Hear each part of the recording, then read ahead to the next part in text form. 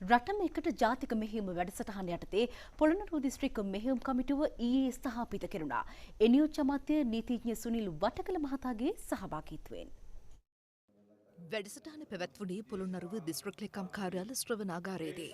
අපි ජාතික මෙහෙයුම ආරම්භ කරාට පස්සේ අපි මේ වෙනකොට හෙරොයින් කිලෝග්‍රෑම් 1068ක් අපි අත්අඩංගුවට අරන් තිනවා. අයිස් කිලෝග්‍රෑම් 1935ක් අරන් තිනවා. වැඩිම කොකේන් තොගේ ඊපරේද අල්ලගත්තා. කිලෝ 272ක් අත්අඩංගුවට අරන් තිනවා. ගංජා 4912ක් අරන් තිනවා. කුෂ්, අශීෂ්, මත්පෙති, මදන මෝදක, මාවා මෙවැනි නීති විරෝධී අත්අඩංගුවට ගැත්තරින් වැඩිවීමක් වෙලා තියෙනවා. ඒකින්ද අපි මද්ද්‍රව්‍ය ජාලයේ ජාවාරම්කරුවන්ට කියනවා සැපයුම්කරුවන්ට කියනවා වහාම මේ తত্ত্বය නතර කරන්න එයින් ඉවත් වෙන්න කියලා. කුඩු බොන කෙනෙක් හිටියොත් තමයි. අයිස් බොන කෙනෙක් හිටියොත් තමයි. ගංජා බොන කෙනෙක් හිටියොත් තමයි සප්ලයි කරුවා මෙහෙට රැගෙන එන්නේ. අන්න ඒකට තමයි මම හිතන්නේ අන්තරාය කර ඖෂධ පාලක මධ්‍යස්ථානය සම්බන්ධ වෙලා ඒ සඳහා විවිධ වැඩසටහන් අද නිර්මාණය කළා තියෙනවා.